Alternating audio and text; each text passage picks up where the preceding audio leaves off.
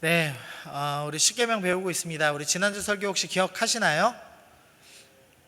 네, 못하실 줄 알고 요약을 준비했습니다. 우리 지난주 약속 기억나시죠?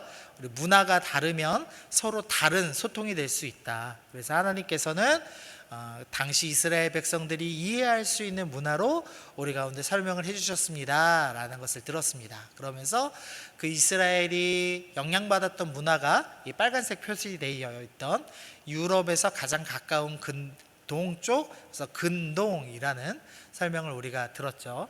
그 근동 중에서도 그 당시에 가장 문화적으로 발전했던 나라가 히타이트였고, 그 히타이트의 계약 맺는 방법, 히타이트 종주권 조약을 중심으로 하나님께서 설명하셨다는 것을 살펴봤습니다. 그래서 우리가 간단하게 서문부터 해서 6가지 조약들을 살펴보면서 성경도 그 6가지 조약으로 이루어져 있음에 대해서 우리가 함께 살펴보았죠.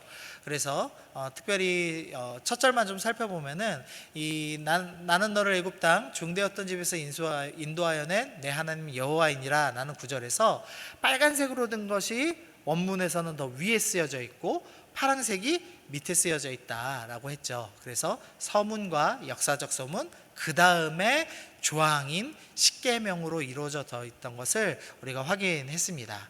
그러면서 이 부분에서 특별히 좀 강조했던 것은 십계명을 지켜야 구원받는 것이 아니라 구원을 이미 받은 백성이 십계명을 지킬 것을 주님께서 요구하신다는 걸 살펴봤죠. 그래서 구원받은 백성은 어떻게 살아야 되느냐, 십계명을 지키면서 살아야 한다라는 것에 대해서 우리가 살펴보았습니다. 그러면서 우리가 첫 번째 계명을 우리가 함께 살펴봤는데요. 첫 번째 계명은 너는 나 외에 다른 신들을 내게 두지 말라라는 구절이었습니다. 근데 여기서 보통 사람들이 포인트를 다른 신에다 둔다고 했었죠. 그래서 사람들은 부처나 알라가 마치 다른 신이 있는 것처럼 착각하는 일들이 있었습니다. 그리고 오늘 이 계명은 어떤 개념이냐면 우상을 만들지 말라는 계명입니다. 쉽게 말하면. 근데 우리가 다른 신들이 있다는 전제를 하고 그리고 우상을 만들지 말라는 이야기를 하면 이 1계명과 2계명을 정리할 때 어떻게 적용을 할 수 있냐면 이런 식으로 적용할 수 있다라는 설명 드렸습니다. 실제로 다른 종교의 우상들을 부수는 일로 우리가 적용할 수 있다고 했었죠. 그래서 실제로 90년대 후반에 단군상 목을 자른다든지 이렇게 불상에다가 십자가를 그리거나 불상을 부수는 일들이 발생했었다라고 얘기했습니다. 그러나 이런 모습은 건강한 그리스도인으로서 행하는 모습이 절대 아니라는 것에 대해서 이야기를 했습니다. 그러면서 성경에서는 다른 신이 없다라는 사실에 대해서 강조했었죠. 우리 이 말씀은 중요하니까 우리 다시 한 번만 앞에 보고 읽어보겠습니다. 함께 읽겠습니다. 시작. 그러므로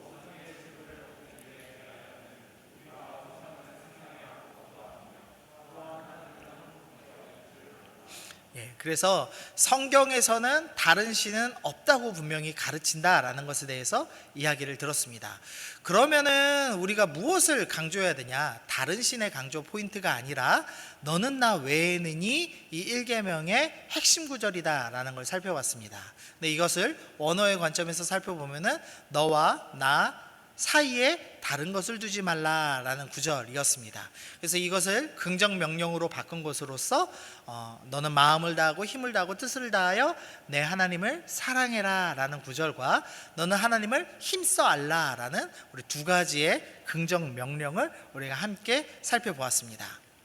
네, 그리고 이제 오늘 본문 함께 살펴보도록 하겠습니다. 우리 에어컨 앞에 있는 두 자매들 떨어져 앉아라. 자, 에어컨 앞에, 자, 2명. 친구들아, 너희 떨어져 앉아라. 내가 정신이 사나워서 설교를 못하겠다. 안 떨어져 앉아도 조용히 할 수 있니? 끄덕여봐. 그래. 자, 우리 2계명 한번 살펴보겠습니다. 2계명을 배우기 위해서는요, 먼저 2계명 밑에 딸린 좀 구절들이 조금 오해될 수 있는 구절입니다. 그래서 이 오해들을 먼저 좀 제거하고 가겠습니다. 먼저는 우상을 만들지 말아라 라는 구절이 나온 다음에 4절에서 그 다음에 5절에서 그것들에게 절하지 말고 그것들을 섬기지 말라 내 하나님 여호와는 질투하는 하나님이신즉 하고 나온 다음에 나를 미워하는 자의 죄를 갚되 아버지로부터 아들에게로 3, 4대까지 이르게 하거니와 라는 구절이 있습니다. 이 구절이 좀 오해가 됩니다. 이 해석을 해보면 어떻게 되냐면요, 우상을 만들지 말라라고 말씀하신 뒤에 우상 만든 사람들은 아버지로부터 아들에게로 3, 4대에 이르는 저주를 받는다는 식으로 구절이 이해될 수가 있습니다. 그럼 이 구절을 듣고 사람들이 어떻게 해석하냐면, 그래, 우상 숭배는 정말 큰 죄이기 때문에 아버지가 우상 숭배를 했으면 아들과 손자와 그 증손자까지 이어서도 저주가 내릴 수도 있지라고 잘못된 해석을 하기도 합니다. 실제로 이 80년대 말까지 이 책이 엄청 유행했습니다. 가게에 흐르는 저주를 이렇게 끊어라 라는 원색적인 제목의 책인데요, 무슨 내용이냐면 우리 대한민국의 조상들은 전부 우상 숭배했습니다. 그래서 그 저주가 지금 우리 때까지 이어져 오고 있는데 어떻게 하면 이 저주를 끊을 수 있을까요?를 다루는 책입니다. 근데 비단 지금 시대에만 이 가게에 흐르는 저주를 끊으려고 애쓰는 것이 아니라, 지금 오늘 유튜브에서 검색한 겁니다. 제가 가게에 흐르는 저주라고 유튜브에 검색하면 이렇게 설교가 쭈루루루룩 나옵니다.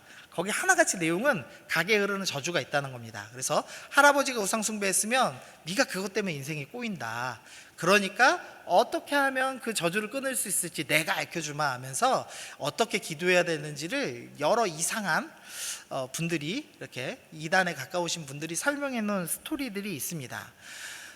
그런데 성경에는 이 말씀과 충돌되는 다른 말씀도 있습니다.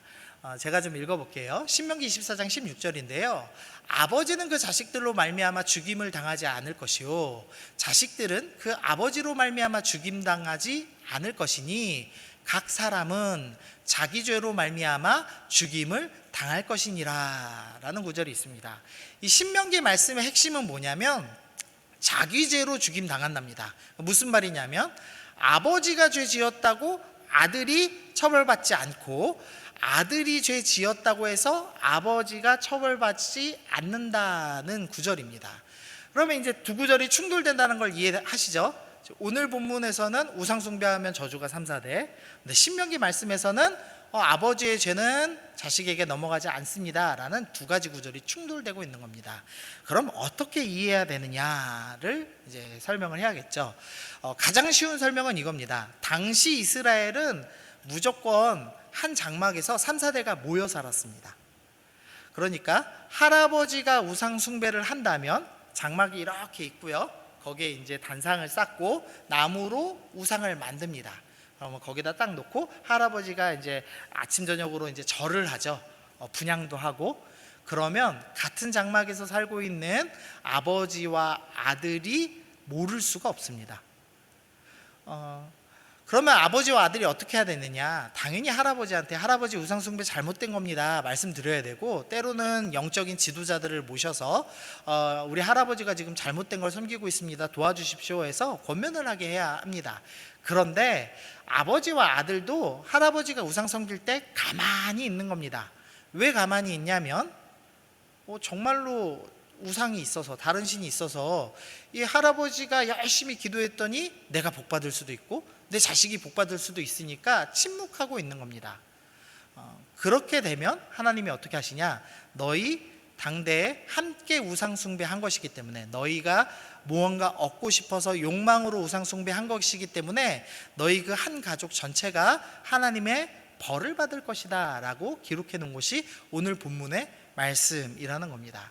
그래서 이 본문에서 포인트가 있다면 3, 4대 저주받는다가 포인트가 아니라 6절이 포인트입니다. 우리 6절 말씀 읽어보겠습니다. 시작.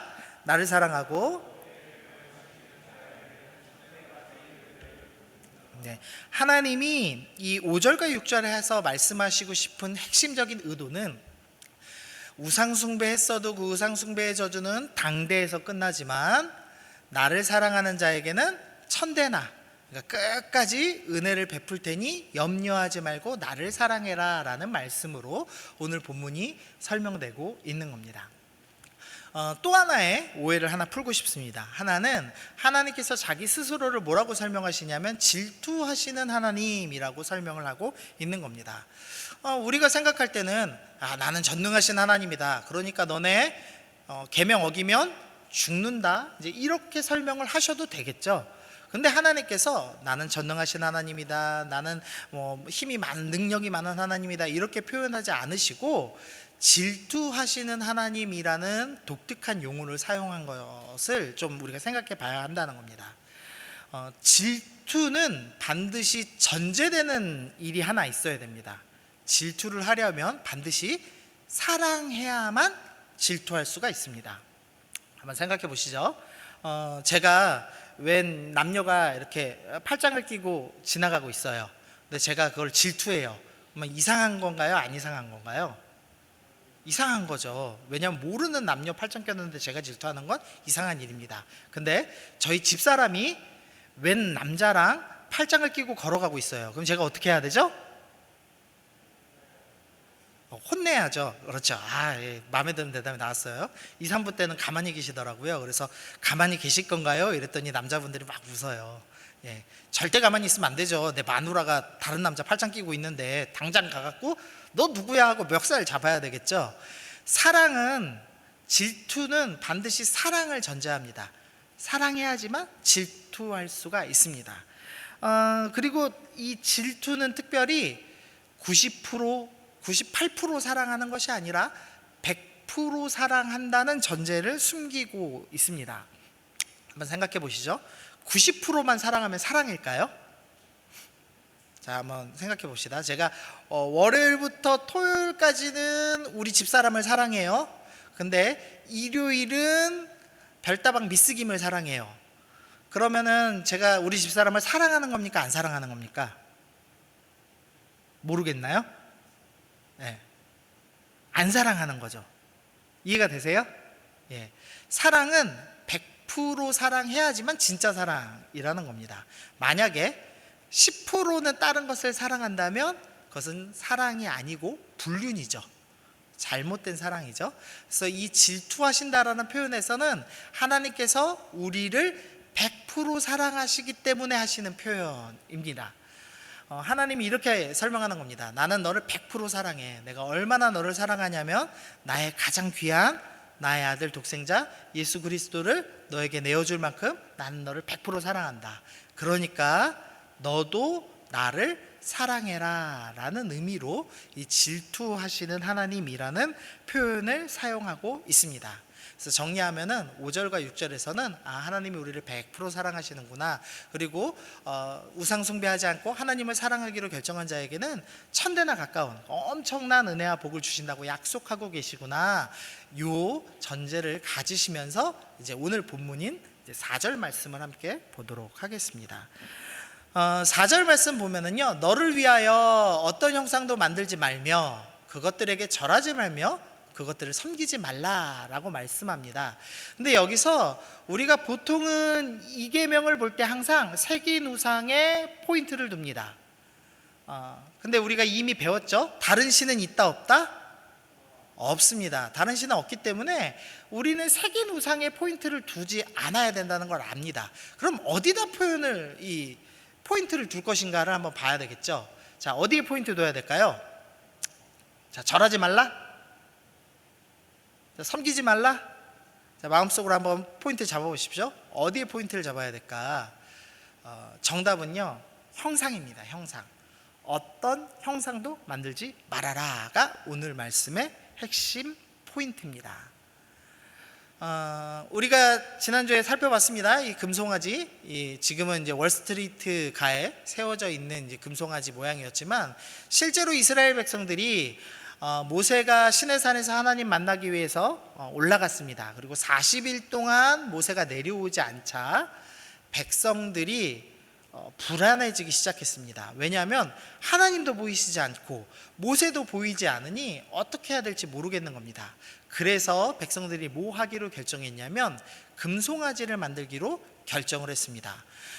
금송아지를 만들었다라는 이야기를 들으면요, 우리가 어떤 생각을 하냐면 보통 애굽에 있는 송아지 신을 갖다가 이스라엘 백성들이 섬겼나 보다라고 생각하기가 쉽습니다. 근데 말씀은 그렇게 얘기하지 않습니다. 네, 우리 출애굽기 32장 우리 4절만 읽어보겠습니다. 시작. 아론이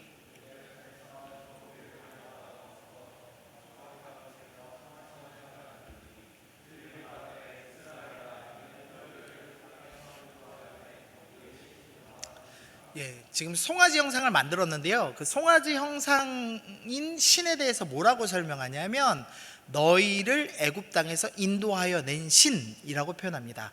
너희를 애굽 땅에서 인도해 낸 신, 이 신의 이름이 누구죠? 하나님, 여호와 하나님입니다. 그래서 5절에서는 내일 이 송아지 형상을 섬길 것인데 그것이 바로 여호와 하나님을 섬기는 명절이 될 것이다, 절일이 될 것이다 라고 설명합니다. 그러니까 이 금송아지를 만든 것은 다른 신을 섬기기 위해 만든 것이 아닙니다. 보이는 하나님의 형상을 섬기기 위해서 만든 겁니다. 그럼에도 불구하고 하나님께서 너희가 나를 섬기려고 금송아지 만들었느냐? 그것은 잘못됐다라고 얘기하시면서 형상을 만들지 말아라 라는 이 계명을 주신 겁니다. 그러니까 이 계명의 포인트는 하나님 형상조차도 만들지 말라라는 구절이라는 겁니다. 그러면 이제 우리가 이제 생각해 봐야 되겠죠. 도대체 하나님이 왜 형상을 만들지 말라고 하셨지? 이거에 대해서 이해해 봐야 됩니다. 자, 제가 지금부터 묘사를 할 겁니다. 머릿속에 이게 뭐지? 하고 상상해 보세요. 자, 4발로 다녀요. 털이 거의 없어요. 눈이 커요. 가끔씩 일어서기도 해요. 머리와 몸의 비율은 1대4 정도예요. 귀여운 암컷이에요. 자, 이것은 무엇일까요? 상상해 보시죠. 이게 뭔 것 같나요? 정답 알면서 미리 공부하고 대답한 거예요? 네. 네. 생각해 보세요. 못 들으셨죠? 네. 뭔 것 같아요? 네. 네, 제가 잘 안 들리는 관계로 그냥 보여드릴게요. 제가 이 중고등부 4명 있는 데서 사역을 했었거든요. 4명이니까 뭐 편하잖아요. 그래서 그림 이제 전공하고 있는 친구한테 너 뒤돌아 그래갖고 뒤돌고 이 말을 그대로 읽어줬습니다. 그러면서 그림을 그려보라고 했어요. 그랬더니 이 그림을 그렸습니다. 4발로 다니고요. 털이 거의 없죠. 눈도 크게 그렸고 가끔 일어서는 그림도 그렸고요. 그 다음에 몸과 머리의 비율이 4분의 1이고 귀여운 암컷. 그래서 머리에 잘 보면 리본도 달려 있어요. 아주 잘 그렸죠. 예, 이 동물 뭔가요? 이게 강아지도 아니고 멍멍이도 아니고 도마뱀도 아니고 맞죠? 묘한 동물을 그려놨습니다. 근데 정답은 저희 딸이었습니다.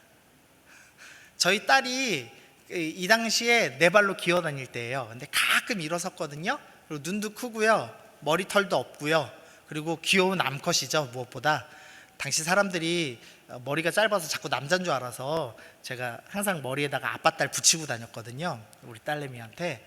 어쨌든 이 저희 딸의 사진을 보고 그대로 옮겨놨는데 어떤 그림이 나왔냐면 이 그림이 나왔습니다. 황당하죠. 사실이 틀린 건 하나도 없었습니다. 근데 그 특정 사실만 뽑아다가 설명을 해놨더니 어떻게 됩니까? 전혀 다른 존재를 설명하는 말이 됐습니다. 하나님께서 왜 형상화를 금지하셨냐면 형상화하면 반드시 왜곡이 일어나기 때문입니다. 조금 더 살펴보시죠. 이 공룡뼈를 갖다가 이 복원하는 그림을 그리는 사람들이 있습니다. 그래서 예수님 믿는 사람들이 현존하는 동물의 뼈를 가져다가 공룡 복원하는 사람들한테 그 뼈를 넘겨주고 이 동물이 어떻게 생겼을지 추측하는 그림을 그려달라고 요청을 했습니다.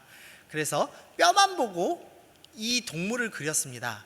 이 동물은 무슨 동물 같으세요? 참고로 일부에서는 이구아나 나왔습니다. 네. 무슨 동물 같으세요? 약간 까마귀 같기도 하고 맞죠? 날개 이렇게 숙이고 있는 것 같기도 하고 공룡 요 머리뼈도 있는 것 같고 이상한 동물이죠?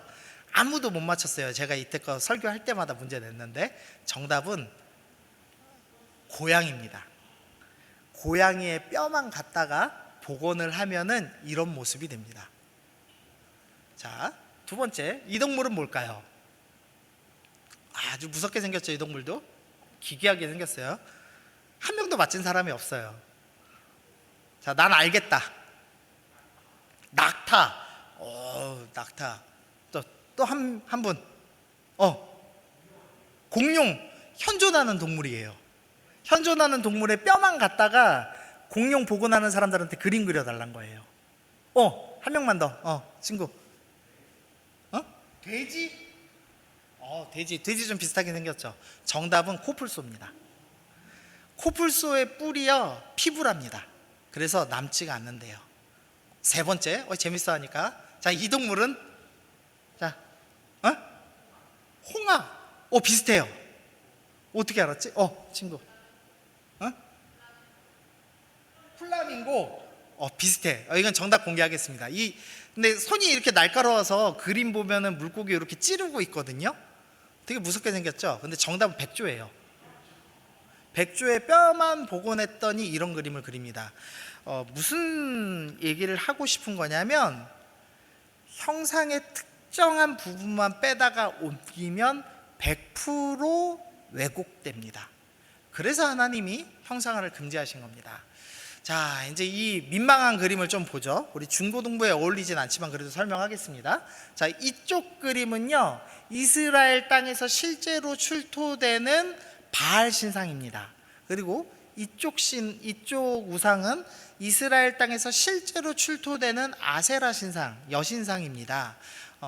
근데 출토될 때 어떤 글씨와 같이 출토되냐면 여호와 바알이라는 이름으로 출토되고요, 여호와의 아내 아세라라는 이름으로 출토됩니다. 이스라엘 사람들은 이 신이 진짜 애굽에서 자신들을 인도하여 낸 하나님이라고 생각하면서 따랐던 거예요. 근데 이 신의 독특한 점이 있어요. 바알 신의 가장 독특한 점 뭐 있어요? 찾지? 지팡이를 들고 있죠. 번개. 번개를 상징하는 강력한 힘이 있어요. 또 바알 신은 좀 발견하기 쉽지 않습니다. 머리에 뿔도 달려 있어요. 마치 그 토르 동생 누구죠? 로키처럼 뿔도 달려 있어요. 가장 독특한 특징이 있습니다. 네. 그렇지. 허리 쪽에 뭐가 달렸어. 그게 뭔 것 같아요? 이걸 대답하면 민망해요. 여러분이 생각하는 가장 민망한 답 그거예요.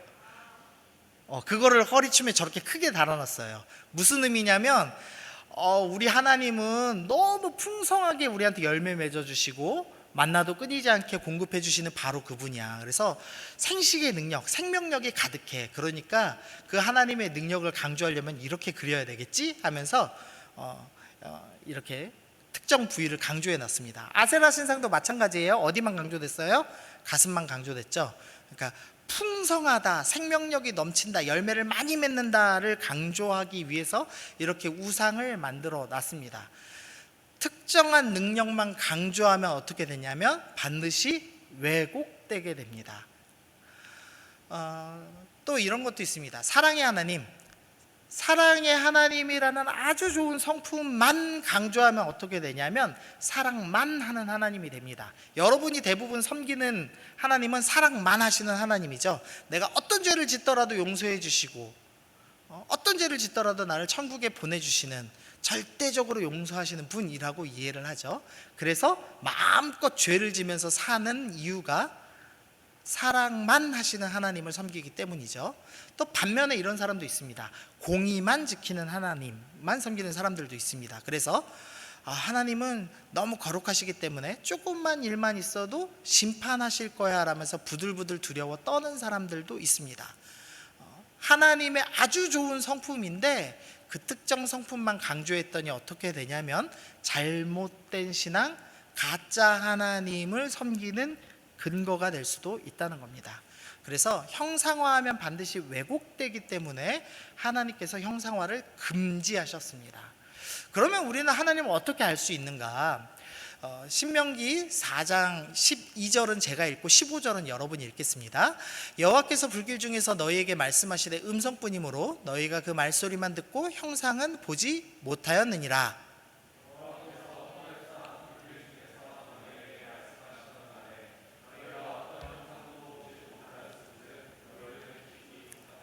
하나님께서 내가 너희에게 시내산의 다른 이름이 호렙산입니다. 이 호렙산에서 너희에게 나타났을 때 형상으로 나타나지 않았다. 그 대신에 뭘로 나타났다고 설명합니까?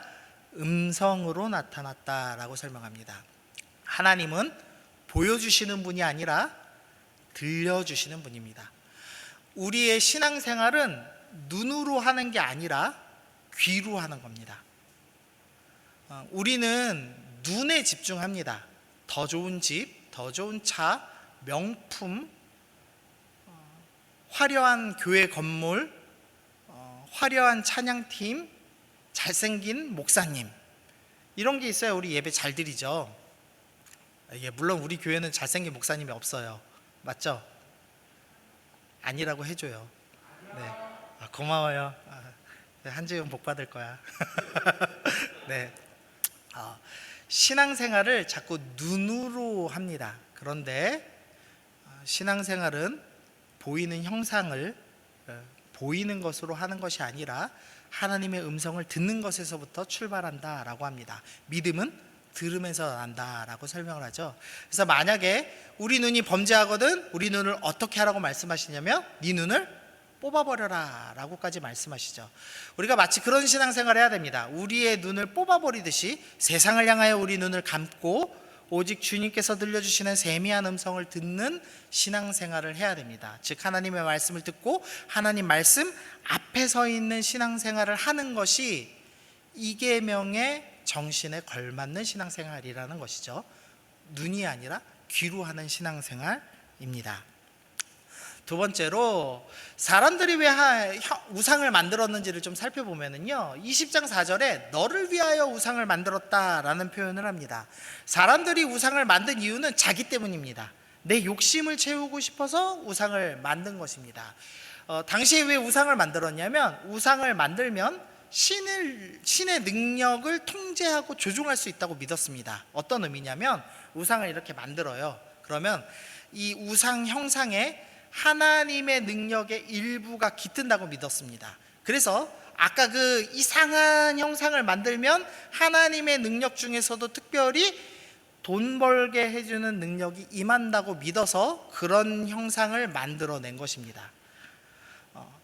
우상을 만들어서 하나님을 이용하고 통제할 수 있다고 믿었습니다. 근데 가장 좋은 점은 그냥 능력만 이용할 뿐만 아니라 내가 원하는 장소에다가 고정시켜 둘 수도 있습니다. 그러니까 우리 집에다가 우상을 고정해 놓으면 우리 집이 복받고 우리 차에다 고정시켜 놓으면 우리 차에 사고가 나지 않고 이런 식으로 신을 좌지우지 내 맘대로 할 수 있다라는 생각을 했습니다.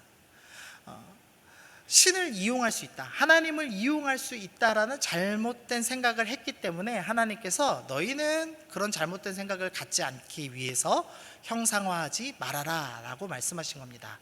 즉 우리한테 요구하시는 신앙생활은 하나님을 이용하는 신앙생활이 아니라 하나님을 위해 사는 신앙생활, 하나님께 쓰임받는 신앙생활 하라라고 우리 가운데 말씀해 주고 있는 겁니다. 여러분은 늘 선택하셔야 돼요. 하나님을 이용하는 신앙 아니면 하나님을 위해 사는 하나님께 쓰임받는 신앙생활, 이 두 가지 중에서 선택해야 되는데 이 계명은 하나님을 위해 살라라고 우리 가운데 가르쳐 주고 있습니다.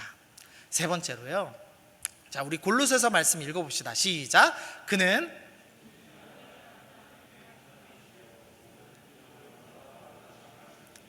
자, 보이지 아니하는 하나님의 형상, 모든 피조물부터 보다 먼저 나신 이분이 누구실까요? 예수님이십니다. 하나님께서 형상을 만들지 말라고 했던 결정적인 이유는 하나님의 가장 온전한 형상인 예수님을 이 땅에 보내주실 것이기 때문에 형상을 만들지 말라고 하셨습니다. 그래서 고린도후서 4장 4절 맨 밑줄도 보시면 그리스도는 하나님의 형상이니라 라고 말씀하시죠. 예수님은 하나님의 형상이십니다. 그런데 또 하나의 형상이 등장합니다. 창세기 1장 26절 보니까 하나님이 이르시되 우리의 형상을 따라 우리의 모양대로 우리가 사람을 만들고 라고 합니다.